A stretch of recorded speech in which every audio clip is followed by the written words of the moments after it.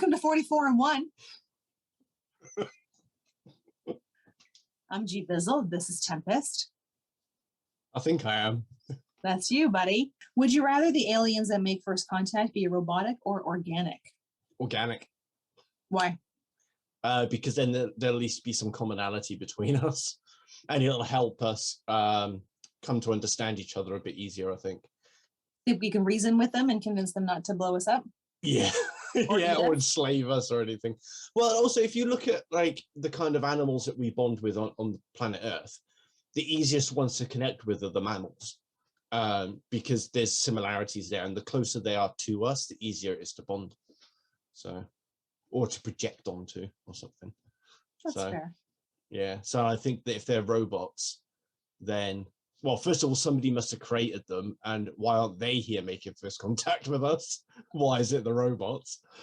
So what's happened there? It's a lot of questions. That's a good question. Yeah, and you know, they might have different goals. What would you rather? I like the organic, because then if it had to come to fisticuffs, it would probably be easier to find a weakness in an organic than it would be in a robotic. Yeah, because a robotic probably wouldn't stop, you know?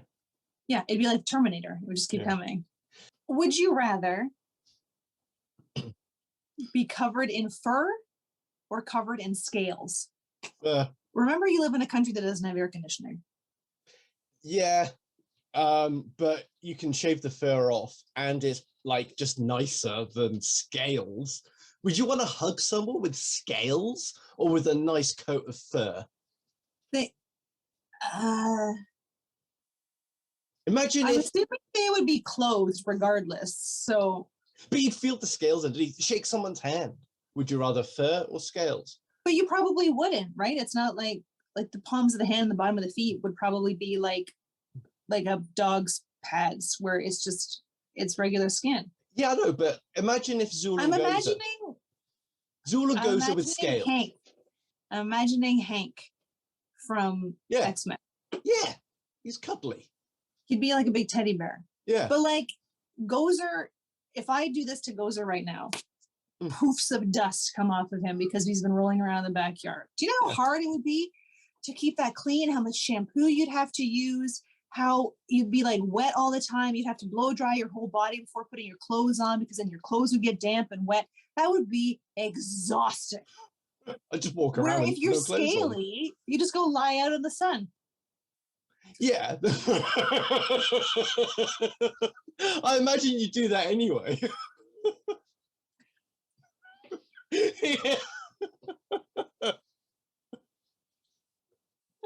Husband, fetch me the grubs.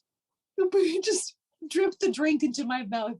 Yeah. I had, so I used to, when I slept, I don't know if I still do it, but when I slept, I used to do this. And a friend of mine and I, we went to the cottage together, and like she kind of had this thing where she was afraid of sleeping by herself, so we were sleeping in the same bed, and then in the morning she was like, I didn't know if I should drip water into your mouth or or like drop sunflower seeds in there, and I'm like, straight, just leave me alone. Yeah. I'm just chewing on the bugs that have flown in there. I think scales. I wonder what kind of scales they would be. If they would be like fishy, kind of greasy scales, or like lizard type of rough scales. There's just too many possibilities, and I just think like. But fur, there's also a lot of possibilities too, right? Like it could be like Gozer and Zeelool, where they've got fur and they shed like motherfuckers. Like I wouldn't want to shed all that. No. But, or it could be like my mom's Bichon poo, which has like, because it's hypoallergenic, it grows. So you'd have to get like a full body shave constantly. And then what if your friends are allergic to you? Fuck them. What if you're allergic to yourself? Some people are as well, aren't they? Yes, they are. Yeah. You'd constantly have to keep yourself shaved. Yeah. That would be exhausting, potentially expensive, itchy. Have you ever had like hair grow in after you shave? Yeah. But it's okay. So I think that if you're thinking in purely practical terms, okay, in logistics and all that, then yes, scales are probably the way to go. But animals with scales, they have to shed their skin every now and again. So they have to basically just shed the whole thing. Yeah, but that's like once a year. Wouldn't that be so funny though? You should see Zeelool and Gozer, because these dogs anyway, have like a big shed in April where they get rid of their winter coat, and then and then the same thing happens in winter. So like that shed is awful. Yeah, the cats do it too. Yeah. So I wouldn't want to live like that. And then I'm a woman. Do you know what a hot flash would be like if I was covered in fur? Jesus. It'd be the worst. But yeah, I think that the other highlight having with the scales with the shedding is you have an entire copy of your skin that you could freak people out with. Could you imagine just leaving that somewhere? Like hanging up in the woods? I would kind of do it like, do you remember in Psycho when he propped up his dead mother in like a wheelchair in the window? Yeah. So people were like, oh, there's Mrs. Bates. I would do that with different windows around the house. So people would always be like, don't break into that house. There's a lot of people home right now. Like, there's always a party going on in that house. Like, no, it's just my old skin. I wonder if you could do something with the shed skin. Like if I could like gift people, like here's a purse made out of my shed skin. That's weirdly thoughtful as well. Right. Have a piece of me. Yeah, like hey, here's some nice boots. But with your fur though, you could like make wigs, you could stuff pillows, you could do all sorts with either scales or fur. I think the possibilities are endless for both. Know what, like the one thing about fur is that like you could have a bit of fun with different style. Like remember, maybe it's still popular, but like remember Vanilla Ice had like things shaved into the side of his head? Like you could have like different things shaved into your head. You can color different parts of it. Yeah. Maybe put chunks in ponytails and like make it look. I'm kind of leaning over to that side of things. Yeah. I think the fur is much less practical, much more annoying, but there's more uses for it, and it would just be nicer for other people to interact with you. I think if you're scaly, people are going to be a bit put off by you. But if I'm kind of liking that part of it. Yeah, that's true. No one wanting to touch me because I'm scaly. Because since I colored my hair purple, children everywhere I go are now talking to me. And if I look like a giant teddy bear, I would constantly have children hanging off my legs as I'm walking around the grocery store. Be like, I'm not Winnie the Pooh. Just get the fuck out. Who's that old McDonald's character they used to have? Grimmett.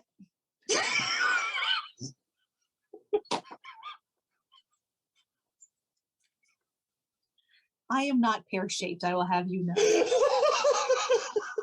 According to body charts, I'm a ruler. Thank you. You're a what? A ruler. Where I don't have a very like I'm not out in an hourglass. I don't have a very defined waist. I'm just kind of it's a ruler. That sounds really offensive. You're just a plank. You've got no shape. You're just nothing. Yeah, no. If you saw me standing up, you'd agree. Like I'm not very hippie. Like I'm not hippie. I'm not like it's.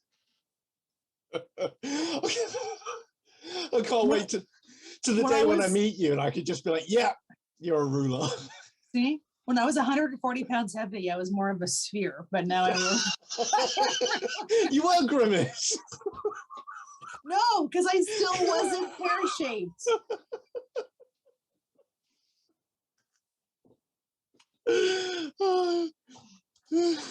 Going off the fucking rails.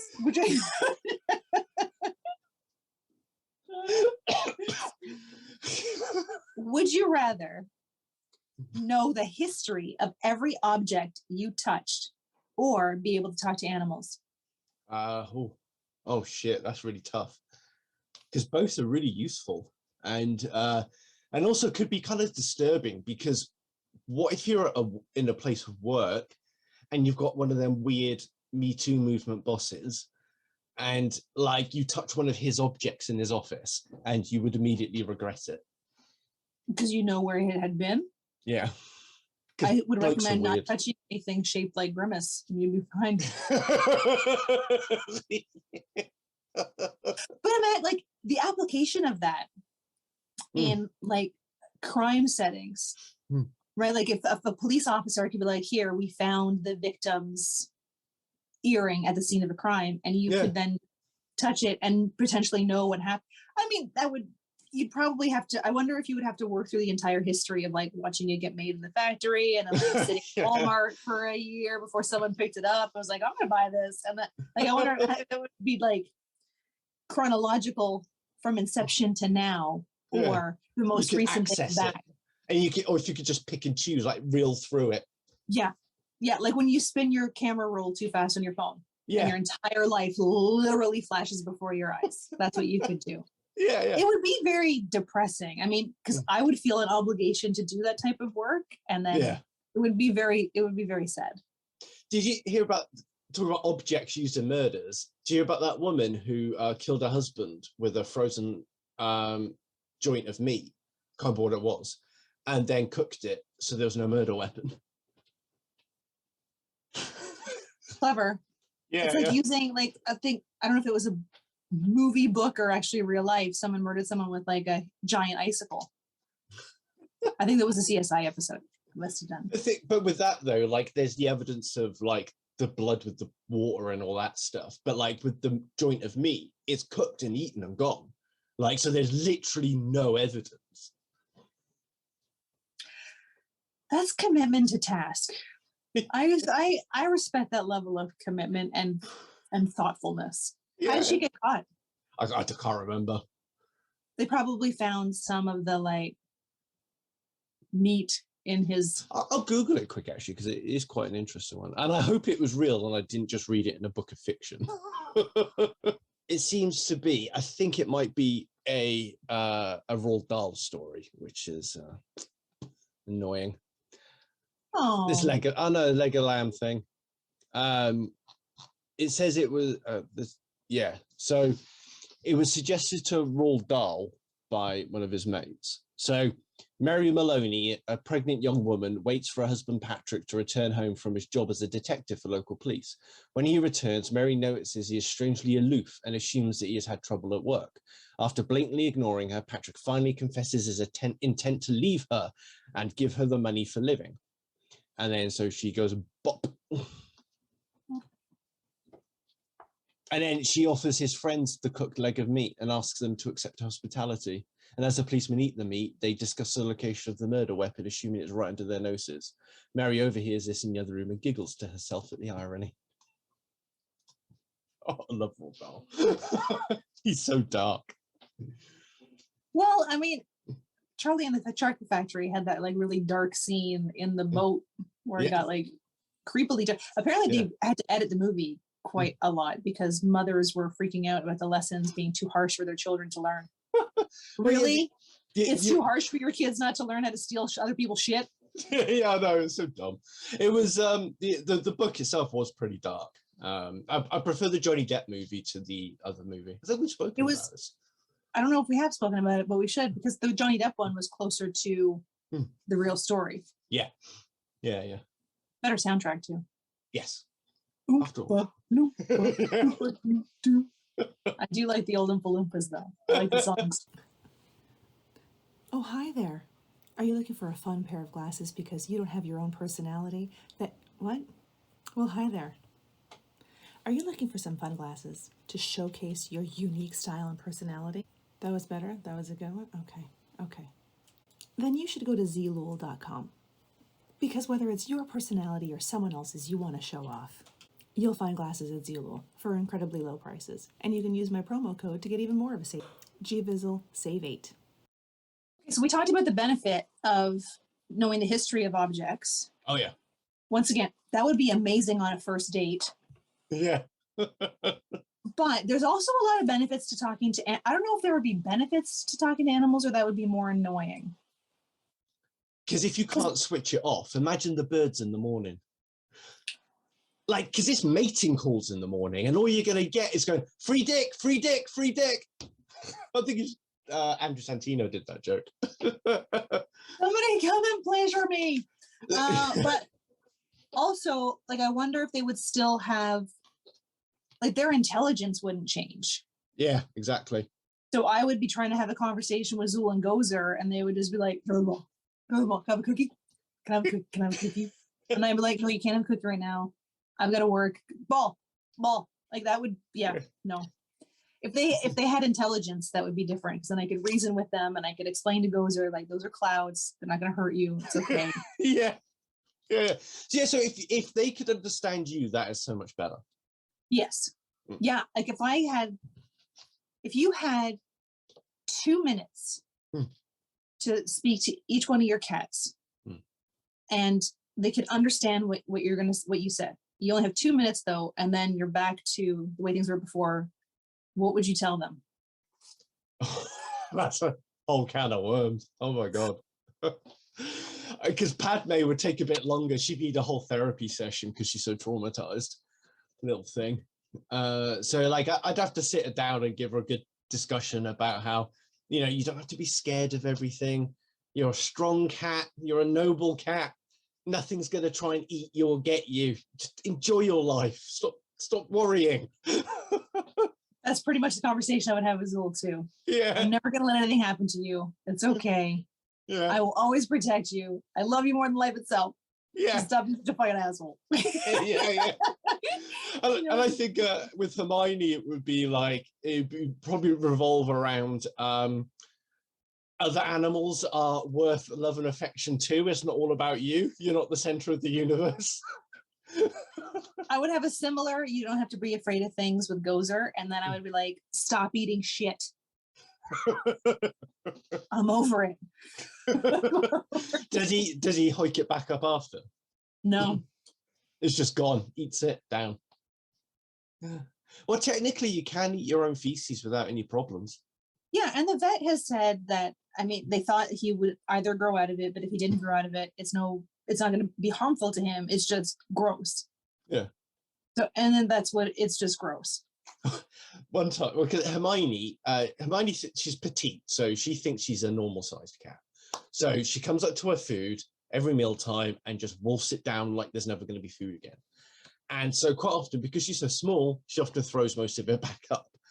And one time, it was so fresh still and undigested that Padme came over straight away and started eating it. Ooh, seconds. Yeah. Padme. To get for Gozer, because he was a crazy fast eater when we brought him home. So we had to buy like a special dish that had grooves and stuff in it. So we had to work harder to get the food out. Yeah, that wouldn't work on him. Yeah, no? I don't think I would work on Hermione. She's too, I don't know. She's quite determined with these things.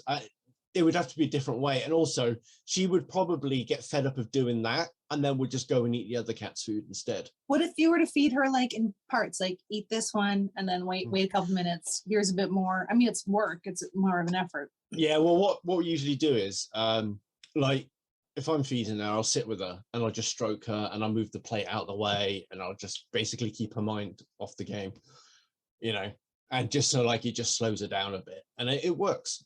She doesn't throw up as often. So, yeah. Good. Yeah, but it is very time intensive. Yeah. And if you're the only one doing it, then... That's fair.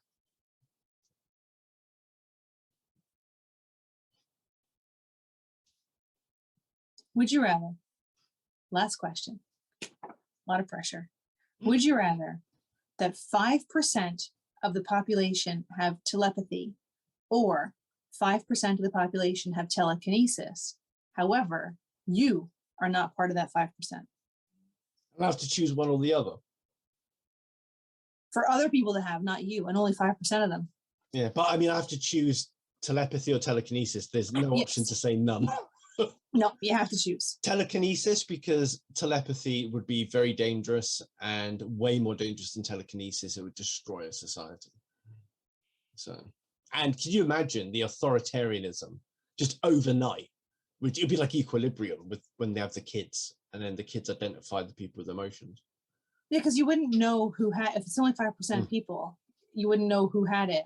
And they'd all work for the government. The government would pay them all fuck off money to work for them. It'd be like Victoria in The Boys, where everyone Yeah. thought she was just like sleeper. Yeah. Telekinesis would be super handy. Could you imagine if you're just kind of like, hey, oi, Yeah. my British slang, oi, bro. Oi, mate. Oi, bro. You could pass me that hammer, and then it just kind of like, thanks. That'd be super handy. Yeah. Especially if like you live with one of the 5%. They could do everything for you. No, you wouldn't want to be dependent. Yeah. It would be handy if I would be like, oi, bro, Yeah. Oh, you can't. bring us up a coffee. And then it just floated in. Yeah, exactly. That would be, it would be super. Oh, I'd be sad that I wasn't in the 5% because sometimes I like struggle to do things if I've got like a lot of stuff in my hand where I could just like carry. Remember that carry that shit. Yeah, exactly. And just have everything floating around you. And in the latest episode of Kenobi, spoiler alert for people, Obi-Wan Kenobi beats the shit out of Darth Vader, and he basically gets like half a mountain of all these rocks and everything and just throws them at Darth Vader. And I was just thinking, that would be awesome if you could do that. That would be handy. Yeah. I wonder if you have to build up to that skill or you would always have it, or if it would be like practice. You remember like in the, I don't even know where they are in the universe, the Michael Fassbender. Oh, yeah. Magneto, when he was like, they're trying to like focus him on moving the... the satellite dish. I love that movie. First Class. Yeah, thank you. That's the one. They're trying to like, so he had to like build up to it. And then, I mean, I don't know, did they ever get to the point where he'd actually be able in the movies? Because I think in the comics, the lore is that he is able to like control the poles of the earth because it's magnetic. He's one of the most powerful mutants. But they never really explore that. Well, in the end of First Class, he gets so powerful that basically the Russian and the American navies fire everything they have at the island, and he stops all of it. That's true. So, that's true. And then it was in, was it X-Men 2? And he's in that plastic prison. And then Mystique injects iron into the prison guard's blood. Yeah, he sucks all the iron out of his blood. And then he does this weird thing. Yeah, that was a bit weird. I mean, you got to do a pose. You may as well do something like that. But very grandiose. It seemed a little unnecessary. Yeah. Yeah. What else are we going to talk about today? Well, yeah, drama llamas on the interwebs. And the propensity for gossip and people to milk their little weird dramas, particularly on TikTok. So there were a couple that we've seen recently on TikTok. There was the Chelsea Hart Lance drama. Yeah, that's Hosey. There's, thank you, I couldn't remember his last name. There's a new one now,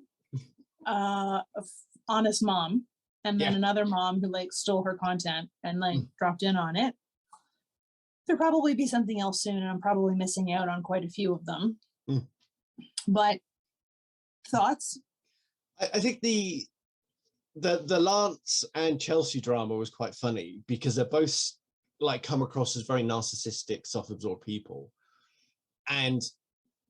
But even more interesting than their little drama, which they made all that oodles of content out that people suddenly got really obsessed with, is like, I find it really bizarre how people get so involved in it.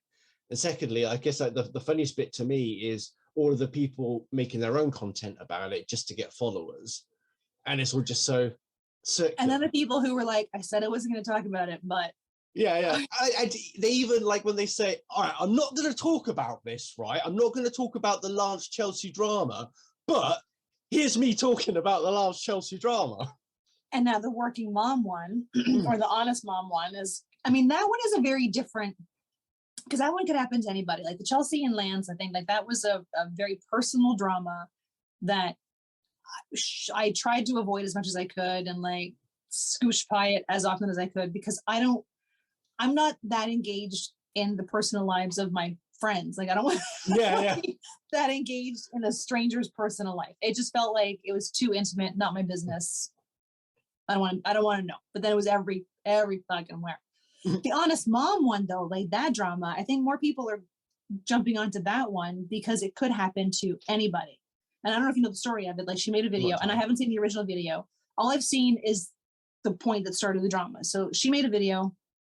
Another creator either took the sound or recreated the video, or just made it, redid the entire thing without giving credit to the original creator, got a ton more views out of it. And then the original creator was like, the fuck, like you're stealing my content. And then that blew up, because then the other one doubled down by saying, like, she's not mad that I did it. She's mad that I got more views. And everyone else is like, oh no, that's that's not where you go.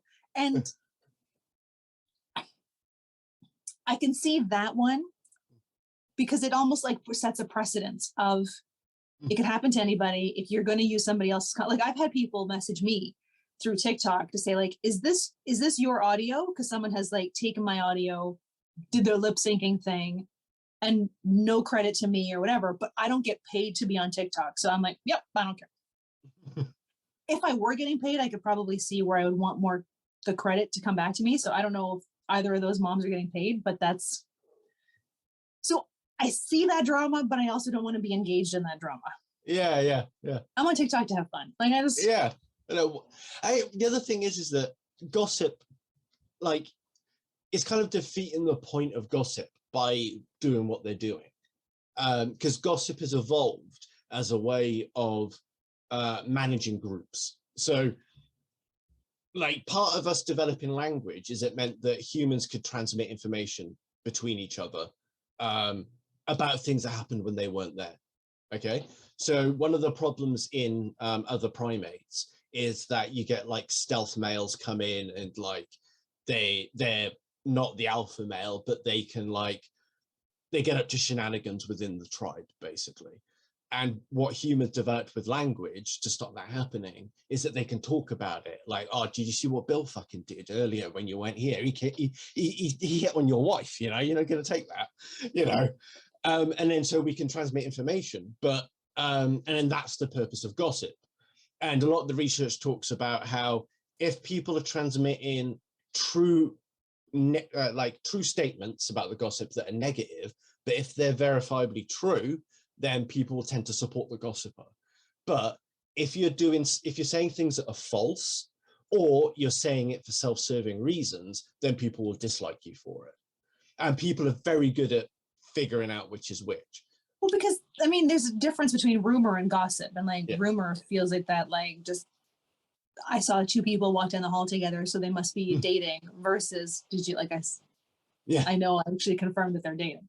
But I wonder, like, it's a bigger thing than that though, because I think and I don't know if there's a connection to it, but it is very reminiscent to me of like reality TV shows, like The Bachelor and stuff like that. Like people just love to see strife, and I don't know if it's because that it makes them feel better about like I remember I watched one episode of Hoarders, and then I saw like a psychologist talking about it, saying the reason people like that show is because then it makes them feel better because they're not that place, right? So as fucked up as I may feel like my life is, it's not there, so I feel better. But for me, when I watched it, and it was like, oh, this was this is Jill, and she was a perfectly normal, self-sufficient, independent, thriving and woman until this like one thing happened, and then it changed her entire life. And now she's a hoarder, and she's living with 18 cats and 75 pounds of cat shit and newspapers from 1973.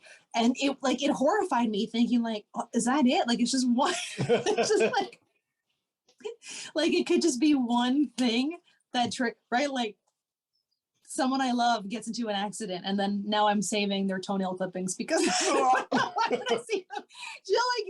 It was scary for me. Like, it wasn't judging, like my life is better than yours. It was just kind of like, oh fuck, anyone could become that. Like that could happen to anybody. Yeah.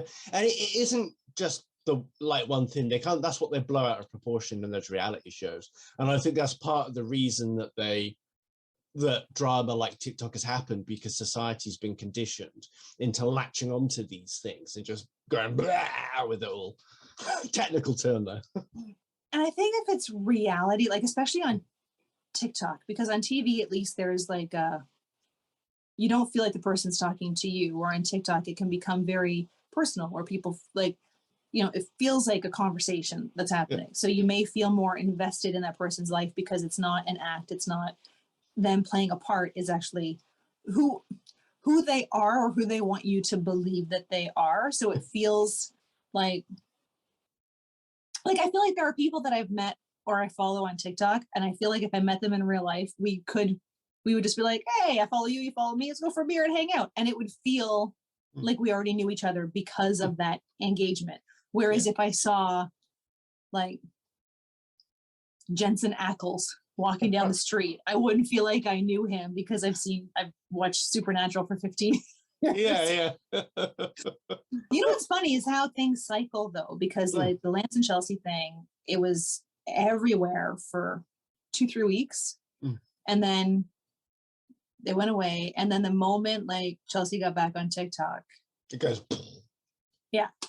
It's what I find weird though is about how, because I mean people have always engaged with like soap operas and things, and they've always talked about it at work, or like when they go see their friends, they talk about it in forums on the internet, and people get really fucking invested in it. And I've never understood that level of investment in anything, like the way people get about sports teams, and like they get involved in like the private lives of the players and their wives and husbands and things, or the way that yeah, because like my husband's into my husband's into hockey, like he's really into hockey, but he wouldn't know the players' wives' names or anything, but he just and I don't know, I kind of maybe something lacking in us that we because I've never felt that. Like there have been things that I've been really into, but I've never like American Horror Story, right? Like the first couple seasons of American Horror Story I really enjoyed, and like a girlfriend of mine and I would sit and we would chat about it, but it wasn't like a glue that held us together. Like I know people would have watch parties of that where they would make sure to get together. When Sex and the City was on TV the first time around, like the next day, people at work, like there were 4 people at work who would just like get together at someone's desk first thing in the morning, coffee, sitting at someone's desk, and they would break down the entire, like, what happened when she said this, and like what did you think when Samantha did that, and what about this with Charlotte, and blah blah, and they would break it down for like an hour. Like it took them longer to talk about it than the show actually aired. Which is weird. And it's that insane deconstruction that they do, which is reflected in the way that people were talking about Lance and Chelsea, and they were making judgments about motivations and agendas and inner thought processes, all things you don't fucking know anything about because you don't know them. But people do that all the time, right? Like I get like when I made a video once, right? Like you remember that guy who stitched it, and like his stitch afterwards, like I guaranteed this and this and this and this and this about her. All of the things that were false. All false. All that he thought he could guarantee after watching a 2-minute video about a very specific topic, right? Like it's just everyone thinks they're a therapist, right? Yeah. I think we spend too much time watching like Dr. Phil and all those other like shows that now everyone feels they're a psychologist. Yeah, which is offensive to me, quite honestly. Yeah. I suspect it would be. You just made me forget again what I was going to say. But and I like, because I do think there is something that we have lacking, and it's because when you and I talk about a show, it's like, oh, this bit was good, I liked that, and then that was a good episode. That's as far as it goes. And then it's not like, what do you think his inner monologue was when he was having that? yeah. Which is always kind of like interesting, because I watched The Walking Dead, and then for a few seasons I watched The Talking Dead, which was like the after show. I don't know if you ever saw it. No, I didn't. I know it. Okay. So then they would bring a couple of guests on to talk about the show, and then whenever they would have actors from the show on, a lot of people would ask questions about like what was Carol thinking at that moment, and like the actress would do her best to like channel what she would have thought, or like this is what I think Carol would have thought, but it's like she's not a real person. Like she read a script and did what the script said. Like she may be channeling something, but that's like, if you want to ask someone about the motivation of that fictional TV character, maybe ask the person who wrote that character, not the one who acted it. Exactly. And also they're fictional characters. That's the other thing I find interesting, is that a part of that insane deconstruction is that people get so kind of wrapped up in the make-believe that it's almost as if they forget that it's make-believe and that it's a fictional world that someone's created. But for some, it may, like, it's like cosplaying, right? Like you cosplay the characters that you would identify with. So if this were real, you know, would I be Carol? Would I be, you know, Angela from a previous season? Like, you know, you maybe try to make it yourself fit into a different character so that it feels truer for you, right? Like it kind of feels like I can see myself as that. Yeah, yeah. Like I know a lot of people who would say like, oh yeah, I would totally be Daryl. It's really? Like you couldn't hit me with a tennis ball from here. Exactly. Like, you can like, and it's like I can guarantee that most people that we know, even ourselves, if we were in The Walking Dead, we would be dead before the first episode. Oh, I mean, I don't know. I think you're maybe not giving us enough credit because I mean, it's kind of like Shaun of the Dead. Like they knew what zombies were because of zombie movies, right? Like it always, like I would love to see a TV show like that where they know that like where a zombie lore existed, right? Because then like The Walking Dead would have been very different if Rick woke up in the hospital, season 1, looked around, and then when he like finally found his wife, he'd be like, fucking zombies. She'd be like, I know, right? Yeah, exactly. Let's sort this shit out. Yeah, it'd be very, very different. If that happened, I think we would have the advantage of knowing, like, okay, zombie, go for the head. The disadvantage would be, like, I've never shot a gun, so I would have probably terrible aim. Guns are useless anyway in a zombie I've never shot a crossbow, so I probably wouldn't have better aim on that anyway. So, but like, the crossbow is the worst weapon out of any to use. Look at Daryl. Yeah, well, Daryl isn't a real character, is he? No, because it's not a documentary. I would want it, like, I think Michonne with the katana. That's the best. That's the best one. But then, like, you'd have to learn how to use it. Like, I would probably end up decapitating my husband accidentally instead of a zombie because I've still got shit aim. Like, I still. Yeah. Well, that's how he lost his fingers. But in you haven't read the World War Z book, have you? Or did you read it ages ago? Similar. I did read it ages ago. Yeah, and there was that gardener who was blind, and all he had was a hoe, and he just sat on a boulder for like 3 days, and he could just hear the zombies come in, so he would just chop their heads off with the hoe. Yeah, well, they're not quiet. Yeah, exactly. Like you can hear them coming. Yeah, there's the kids. Because I'm rewatching the original Kids in the Hall, and like my favorite skit came up. I love that. As soon as I like see the first few seconds, I'm like, oh, this is a good one. But there's one where like they're running away from zombies, and it's like 2 of the characters are dressed up as like a crossing guard and a like line cook, and they're zombies, and they're like chasing this couple, and the couple is like, and like 6 times, like 5 or 6 times, she takes off her shoe and throws it, and then they're like.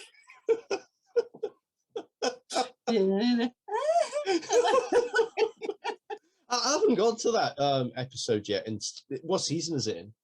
I think it's in season. I think we're still in season 1, but it's like we're like halfway through season 1. We're gonna go totally off topic talking about Kids in the Hall because that's something that I can't talk about forever. Rewatching it now, like I watched it when it was originally on TV. Like I think it was 88 to 94. I think are the dates or around there. And so like when I watched it, it was just a super funny show. But watching it now, like they were so ahead of their time. Like Dave Foley does a speech where he's like, I am a man with a positive attitude towards menstruation. And it's this whole speech about that. And then there's like one episode where like the 4 of them are playing poker, and one of them's just like, you know, I really just want to be able to breastfeed and like give life. And they like they were so ahead of themselves. And there was one, like, I know now, like at the time when they did blackface, it just didn't seem to strike as much as it does now. But there was one where, so a girl brings her black boyfriend home, and it's Scott Thompson in black makeup. And then she's like, listen, I haven't told my parents that you're black, so I don't know how this is going to go down. And the parents are amazing and warm and inviting. And she was like, why are you being so racist? We gotta go. And he's like, what is happening? What's going on? And like, it's just, it was so ahead of its time. Ahead of its time. The one that I like, and I don't know why, because it's just so surreal, but it's the one where he's dressed up in his business suit and he's sitting behind some shrubbery in like downtown Toronto, and then he's like going, squish you. And then in the new series they did, he's doing it to the CN Tower. Yeah, he's upped his game. There's one. I don't want to ruin it for you. That's right. I don't want to ruin it. It's a comedy skit. It's not. It's okay. So there's one where he's sitting in his apartment and he's crushing his head, and like one of the other guys comes in as a woman and is like trying to understand what he's doing. So he's explaining to her about the crush in the head, and then she just pulls up her thumb and closes her eye, and she goes, "Nobody home," because she can't see him with it. And then like he's like, "What?" Like, nobody home. Nobody home. And that sounds like the perfect thing to do to bring it back around to those people gossiping on TikTok. There you go. I'm gonna have to do that as a stitch now. You just gotta. Yeah. Nobody home. Just scroll away. And then I think there's another one where someone like fights him back.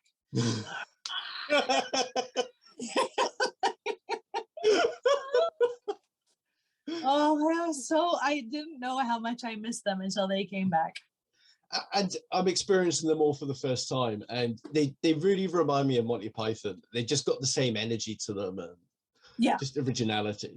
And it's just like, even now, like I was worried when they came back, because a lot of things that I've seen come back just didn't have the same magic that it had the first time around. Like I really enjoyed watching Will and Grace for a while, and then when they came back, it's like they tried too hard to recapture it. And then like Roseanne kind of did the same thing, although they were still pretty funny until Roseanne fucked it. Yeah. But like, it's just when they came back, they just kind of so seamlessly got right back into where they were and where they left off, and it just felt like they're just older versions of them, but they haven't changed.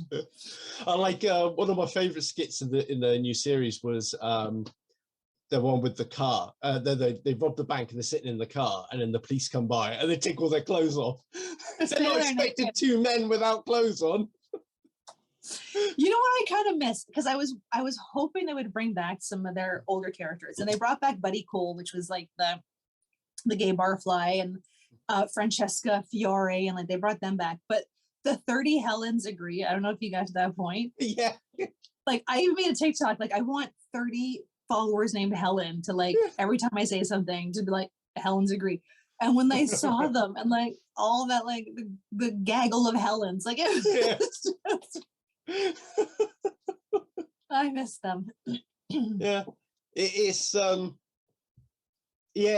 It's kind of annoying, like you say, about how so many franchises are going down the path with, like, I feel like what a lot of them are doing is they're starting with, okay, we have a message we want to send, we've got something we want to say, and then they write the show around it. Whereas older stuff was like, this is really cool, we'll do this and that. Oh, and this is the message we can tell. Yeah, and they just had like, they didn't do it, like there's a few shows, like Modern Family, like when Modern Family started, like it felt really natural and organic. Yeah. The way that they put it together, right? And they were tackling different things, and like, you know, the diversity in the kids that they had in there, like just not diversity and like, but diversity in the type of kid. Like they weren't the three, you know, similar kids. Right? You had the goofy son, and you had the like super smart daughter, and then the other one who was more about fashion. Then you had the gay uncles, and like they're adopting this child. Like it just felt real to watch. Yeah. Where some of the other shows, when they've tried to make that comeback, or shows that are starting now, don't feel real. It feels kind of forced and preachy. Yeah. I'm honestly, I'm kind of sick of it. Like every time I watch something now, and it's like one of the things that really gets on my nerves is you can't just have a strong female character anymore.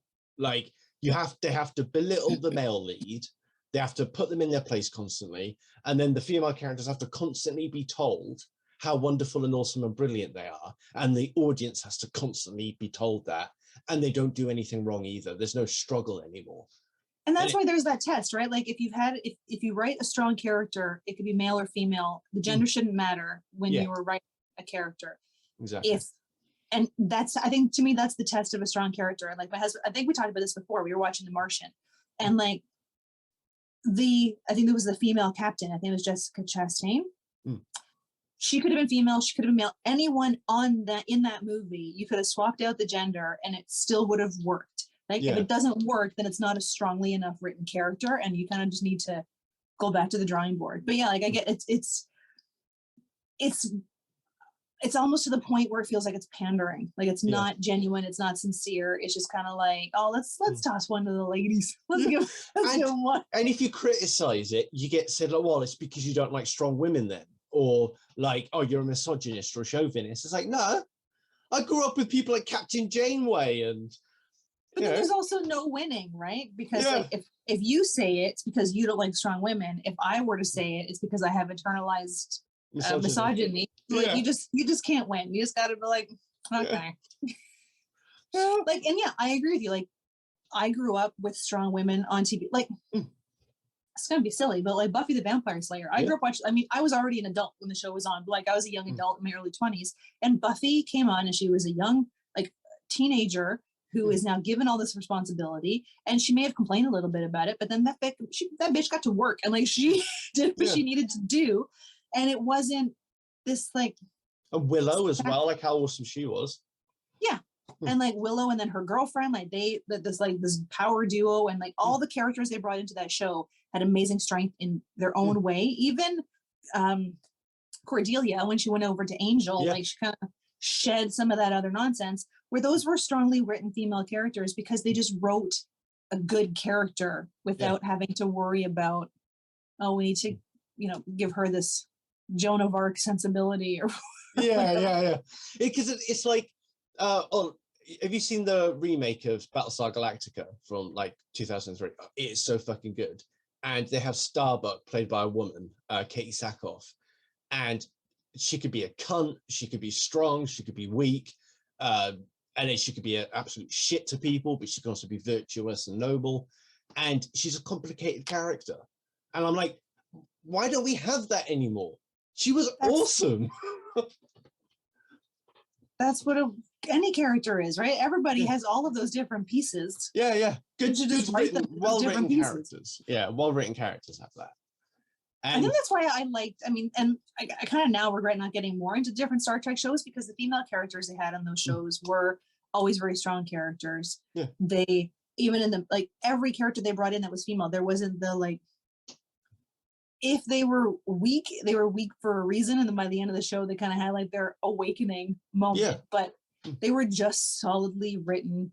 Oh, Jadzia Dax in Deep Space Nine. You have to watch Deep Space Nine just for Jadzia Dax. Like, she is incredible. The way she carries that character, the way the actress portrays her, like, you got to think how hard that is, because the Dax is the symbiote that lives inside her, because she's a Trill. And the Dax symbiote is like a few hundred years old.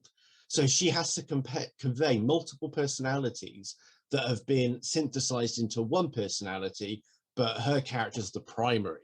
But they're not distinct, separate personalities. They're just all part of her. And so she has to show wisdom and grace and everything beyond her years.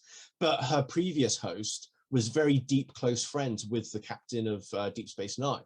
So she has to convey somehow this deep friendship that she's had for decades with this bloke. And she's only known him for like a few minutes. Interesting.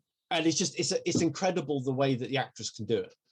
And that is skilled writing and a talented acting ability, And a good character. Yeah. Right? Like when they brought the Sherlock Holmes story into modern day with Elementary with Johnny Lee Miller and Lucy Liu, like changing Watson to a woman, seamless, right? They didn't they didn't muck it up with any like weird sexual tension. They didn't fuck it up that way. It was just there was will they, won't they bullshit. Yeah, you always knew that they wouldn't, and there was never even any question about it. And like she was a strong, badass character with the best fucking wardrobe I have ever seen in my goddamn life. Oh man, the woman could dress. But it was just solid writing. And Moriarty, they turned to a woman as well. I forget the actress's name. She was on The Tudors. I think she played Anne Boleyn. Was it Anne Boleyn she played? I think so. I never watched The Tudors, but she was also in Game of Thrones. She played to our recent conversation about watching a show because of an actor, I started watching The Tudors because of Jonathan Rhys-Meyers and Henry Cavill.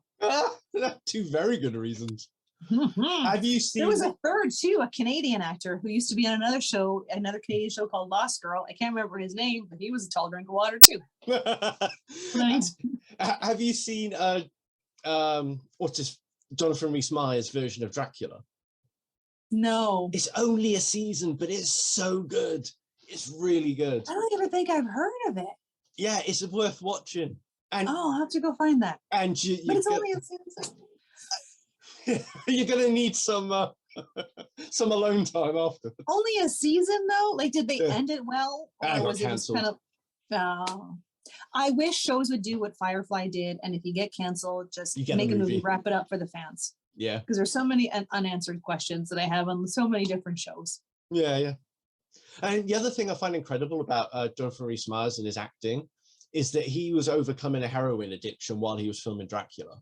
No way. Yeah, half the time he's going through really severe withdrawal, and he's still turning up. And well, it's like Chadwick Boseman. Like I didn't know, and I don't know if it was out until after he had passed it. Like throughout filming the movies, he was suffering, like fighting cancer. It's like that's incredible. Patrick Swayze as well. He had the same thing. Yeah. What movie was he doing at the time? He was doing a TV series. I never watched it, but okay. he was really severely ill for like half of it, I think. That's commitment. Good for them. Yeah. Like, I've known people who call in sick for a hangnail, and they were like, going to work with that. It's a shame. Chadwick Boseman was such a fantastic actor. What's in the news today? In the news? Oh, mate, there's been so much happening. We'll go for the most traumatizing of all news articles that I was able to find this week. You ready for this? Starting off strong. Yep, go. Take a deep breath for this. Sriracha hot sauce production has been suspended due to the climate crisis. What did you call it? Sriracha? Sriracha. And also horrifying. Do you know what I put sriracha on everything? Putting sriracha on a lightly fried egg is probably my favorite thing in the world. That's a good idea. I like it in scrambled egg and stuff. Me too. I pretty much like it in everything. Yeah, it's a good sauce. I wonder how long this is gonna last. Because I mean, I have a big bottle that is freshly opened. That lasts me a couple of months. Like I need to know if I need to stock up. I didn't stock up on toilet paper before COVID, but I will stock up on sriracha. Our local grocery store has one bottle left last time I saw. Oh. I didn't buy it, but should have done. I've got other hot sauces. You know? Me too. I have a shit ton of hot sauces. I have a plethora of hot sauces. But this one's sad. There's like a unique flavor to sriracha, which is very disappointing. And sriracha. You're right. Yeah, it's Hoi Fong Foods, the makers of the hot sauce, announced that they're experiencing a shortage of chili peppers due to weather conditions. I know. That makes me sad. Yeah, it's the current drought in Western North America is part of a decades-long mega drought. First I've heard of that, but that has been exacerbated. They can't type properly on the Independent. That has been exacerbated the climate crisis. Makes no sense. Yeah, the Independent fired all their proofreaders. Did you know that the Sahara Desert is actually yes, it's technically a desert. It's not always dry. It is just going through a dry spell, and their dry spells usually last about 40,000 years. Oh, well, there we go. So it's just a dry spell. Yeah, I mean, this climate crisis is obviously fake, fake news. It's just a dry spell. I have a not so depressing news story.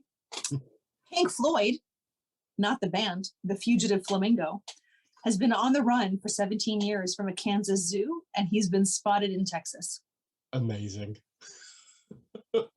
He's made it from Kansas to Texas. And he's been on the run for 17 years. How long do they usually live for, do you know? I'm about to know. Do you know flamingos a group of flamingos is called a flamboyance. Amazing. I love that so much. A flamingo can live 20 to 30 years. Wow. And he's been on the run for 17, and his name is Pink Floyd, and I love that. He arrived at the zoo when he was 2 or 3 years old, and then just fucking legged it. He thought, yeah, I'm not up for I'm this. out. This is ridiculous. I'm leaving. Yeah. This captivity is not for me. Don't trust these cunts.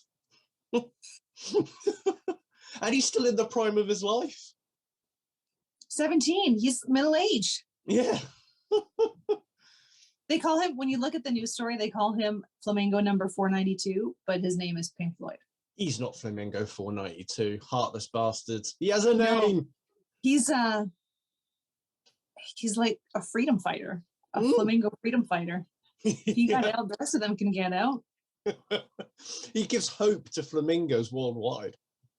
So what happened was on July 2nd, this is a couple years after he got there, on July 2nd, zookeepers were to clip the flamingo's feathers, a completely painless, oh shit, that was a terrible Freudian slip, a completely painless process that's similar to humans getting a haircut. During that process, a big gust of wind came up and several birds that had not yet had their feathers clipped were able to fly away. So goodbye, Pink Floyd.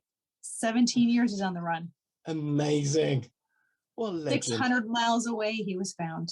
I wonder what he's up to, like on a day-to-day. Just living his best life. I wonder if he creeps behind cars, like if he knows he's a fugitive. Yeah. And I wonder if he goes to zoos. He's a gamekeeper. He's like... Yeah. Apparently, there's more fake flamingos on people's lawns than there are flamingos in the world. I did read also once that if the number of Elvis impersonators keeps increasing, then by, I think it was like 2050, 1 in every 3 people will be an Elvis impersonator. Amazing and scary. But I wonder if Pink Floyd likes to go up to zoos and then look at the birds in there and point and laugh at them. Probably. Yeah. And they've got their clipped feathers and he's just kind of like, purr. Yeah, look at me. I can, he could do his lecking. It's called lecking. Lecking. So here we go then. So talking about dangerous women. Were we? About 2 weeks ago. Okay. Yeah. Not on the podcast. I can imagine people going back trying to find it. So a woman who wrote a book has been sentenced for murdering her husband. The book that she wrote is How to Murder Your Husband. I heard about that. Yeah. You didn't really think that through. You can't publicize how you're going to do it. You're going to get caught. No, don't publish your diaries. Just leave. I think it was like her entire plan for doing it. She just decided to turn it into a book and then killed him. That's some sort of level of, I don't know if that's like narcissism or delusion or just like plain old idiocy that she wouldn't have thought that they would piece it together. I think it's all of those things. They've been married 26 years, so, your husband So you needs think to that watch explains it? He just told her that roast was dry too fucking many times. Yeah. So there's a new Tokyo cafe that has robot waiters controlled by remotely disabled workers. Oh. So people who are paralyzed or unable to leave their home, they're unable to work, they can still earn a living by remote controlling is so cool. These robot servers in a restaurant. That's really cool. Yeah, it's amazing. And they're not like, they don't screw them out of pay. They get paid what like a server in a restaurant would earn. So they're making a livable wage, even though they're unable to leave their homes because of their physical disabilities. I think we're at this crucial point now in our technological advancement that nothing can hold us back anymore from being productive. True. Anybody could do anything now within reason, but I'm not the president. I think companies are also better at accommodating people in doing things. Like I worked with a woman who had like terrible sciatica. So her entire day was pretty much like water therapy and lying on her bed because it was so intense. So they were able to set her up at home with like this whole contraption that like brought her computer down so she could be lying in bed and still have it like hovering over her face and still work. And like, yeah, so she was able to be productive and earn her living and not, you know, be on disability, which would have reduced her income and doing it from home. Well, that's so cool. Yeah, I'm all for that. I think in Britain, this is where we're really far behind. It's because we don't have that sort of stuff here. You know, we're so fucking backward. Well, it's Canada's kind of got the same thing. Like a friend of mine works for the Walmart head office, and she was telling me about like what Walmart has in the U.S. That we don't have here. Like in, I don't know if it's all of the U.S. or parts of the U.S., you can have your groceries delivered, and then the Walmart employee will have access to your home. They'll wear a camera the entire time while they're in your home, but they will put your groceries away. So when you get home, your groceries have been delivered and put away to your specification. Whereas like I can get mine delivered, but whenever I've had anything delivered, like groceries, they put all my groceries right in front of the door that swings outward. So I have to like walk around so I don't break all my eggs or squish my bread. I saw a thing on TikTok the other day where this guy, he'd ordered like some AC equipment or something, and he'd got his PS5 delivered, and the delivery worker just, nobody answered the door, so she walks around the side of the house and throws it over the garden fence onto concrete the other side. Wow. And thankfully he had a security system, so it was caught on camera. I've seen a few where they like, and I've actually heard them where they just kind of like throw, if it's a package or it's soft, they just kind of like throw it.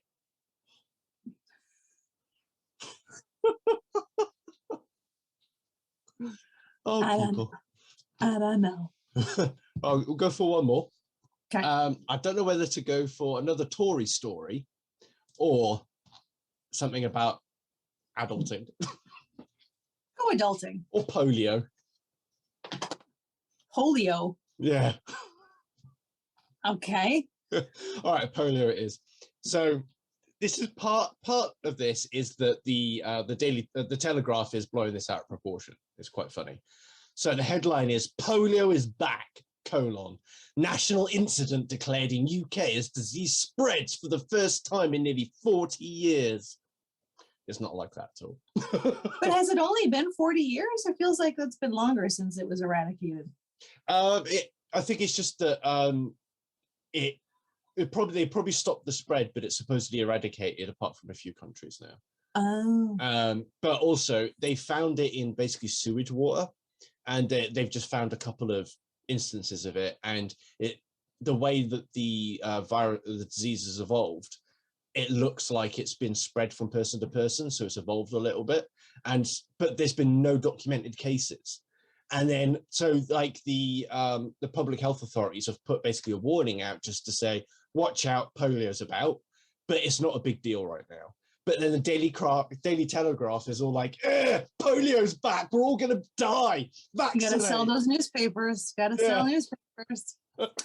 I'll go one more for you. This is a short one. This one's out of the UK. A man was fined £65 after his car shadow, the shadow left by his car, entered a disabled parking space.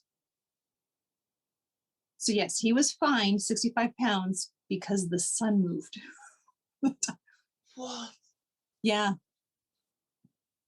Yeah, like he's got a picture of the car and like the shadow infringing on the space, just a shadow infringing on the space, and he's got a ticket for parking in a Was space. it automated and it's picked it up through the automation, or is it actually a traffic warden that's come along and gone, I'm a cunt, here you go? That I don't know. His appeal was dismissed. I don't know how, I mean, all of our tickets are like parking tickets or people who have like come down and write tickets. I don't know how. Yeah, that's what we get here. That's what we're supposed to do. Okay, so then it was a person that came by. He said he's parked in the same spot at least 3 times before for 5 to 8 hours at a time and had no problem. But this time he had gone to a football game. This time he got the ticket for infringing on it. Oh, what a word. And that's what's in the news. Yay! Yay! That's not for this channel. I take it back. What? Take it back. You can have that. I'm like Ferris Bueller. Ferris Bueller's death. Yeah, I don't think we really did justice to our drama llamas conversation. We got very distracted. I think it's because it's so hard to get it down into a nutshell to talk about in a short segment, like a half-hour segment. It's so big, and I think that maybe there's a different way of tackling it. Maybe, because I mean, it feels a little like, as we're into it, it almost feels a little hypocritical. I think that's to do with, like, I think we can make it not hypocritical if we talk about it differently. So then what do we do with the segment that we just recorded? We still put it out and then just laugh at how shit we did it. And then just kind of like, and then, I think we should just make a bit out of it, like how we just got so sidetracked and didn't actually talk about it. So should we put like some like a text up that says this is the moment it went off the rails, and we just exactly. We had we had way more interesting things to talk about the drama, because this is the thing, like, I think the reason why we struggle to talk about it is, first of all, for the fact that it's such a deep conversation of what we want to talk about to do with it. That's going to be very detailed, and we need to trim that down to be able to talk. I have a bit more focus. The second thing that makes it hard is the actual gossip itself. We don't give a shit about. What we care about is the fact that people are talking about this stuff with the vim and vigor and vitality that should be given to real issues. Maybe that's it, though. Maybe it's easier. It's like, so my husband watches hockey, and like during hockey commentary now, they do a lot of, like, they talk about a lot of politics and stuff. He's like, that's not why I'm watching hockey. Like, I just want to watch hockey to forget about everything. So maybe that's what makes it easier for people to forget all about that stuff, is to like glom onto an internet drama that doesn't affect their lives but entertains them, because then they don't have to worry about all the shit outside that does affect their lives. And because maybe there's some kind of gender differences as well, like the way that men tend to get invested in things like sports, women get invested in different things, and maybe there's some element there. I'm speaking in general terms, because obviously women that like sports and men that like to gossip, and where women are kind of evolved as the glue that holds society together, then that's why they engage with gossip more.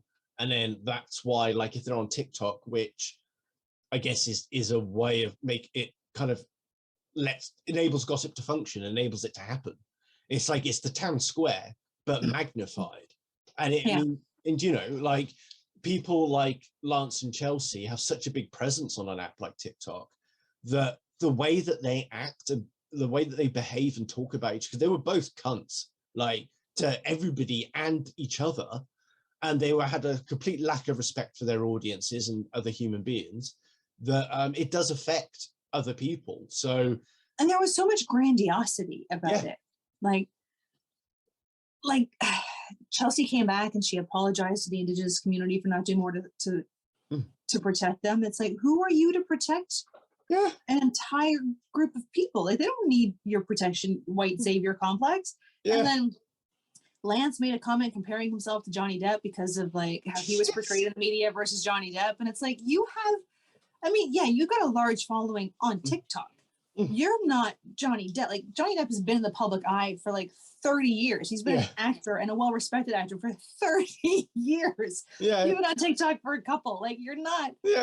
It's not racism. You're not Johnny Depp. Like, exactly. And what's weird too is how like everybody supported one of them until like something came out, and then it was like, no, we don't. Like, everyone supported Chelsea, and then some more came out, and they're like, no, we don't claim her. It's like, no, you can't. You can't say like we don't claim, but no, make people accountable. Don't just dismiss them and turn your eye to it. Make them accountable for their actions so that they don't continue to perpetuate those actions. You can't just like, not ours, not it. Exactly. And then the way that like, they don't have nuanced thinking about these issues either. It's so black and white that like, we support Chelsea, we're with Chelsea, blah blah. Like you said, then they drop her. but it's like, you know, she can do things that, you know, aren't bad. She can still have thoughts that are coherent and normal. She still put out a lot of really thoughtful and thought-provoking, like before all the drama, like she did put out a lot of videos that affected a lot of people and helped a lot of people and were thought-provoking, and like she broke down some misogyny. Like she did a lot of good, as did Lance, right? Like it's unfortunate that all the good works that he did and that she did are tainted by this personal drama that just couldn't stay personal and got out of hand. Yeah. And then, I mean, I don't rate them as individuals or anything, but also I don't know them. And it's just like, I probably will find like I haven't watched any of the content, but I'd probably disagree with most of it. But that doesn't mean anything about their value or their virtues or their drawbacks. And it's just that, you know, I'm not in the position where I can attach those values to them. So why does everybody else think that they can? And what's also really frightening is how quickly, like for a generation or a couple of generations to fight so viciously against bullying, then to be the first ones to come out and bully and attack. Like like Chelsea made it known that she had, you know, there were mental health issues. And so everyone is now making videos mocking her and attacking her. And like, how do you think that's going to do for her? Right? Like, this is all cyberbullying, and it's the same thing that you would be fighting against if it was somebody else. And now you're perpetuating that by doing it because someone that you thought represented a certain thing doesn't. You feel hurt and betrayed by someone, so you feel justified in attacking them with no concern about what that will do for their mental health. And even like, you know, she might have been a cunt, she might have done bad things, she made claims that were false and all this other stuff, but that doesn't mean she deserves to be bullied and vilified and victimized. No one deserves that. You can be a shitty person and still be entitled to, you know, life, liberty, and the pursuit of happiness. Yeah, exactly. But yeah, like it's the hypocrisy of it all. Like, don't bully unless you hurt my feelings, and then I'm going to come out swinging. Well, it's a reflection of this whole cancel culture stuff, isn't it? Because the only people that are ever pushed to be cancelled are people that they disagree with. But then if the people that they agree with are on the same team as them do the same things, then they don't try and cancel them. They just turn a blind eye. But sometimes they do, right? Because then they feel like they were duped or misled, and then right, it's like my mom with her, you step on my toe, I'm gonna crush your whole foot, right? Yeah. Fade to black.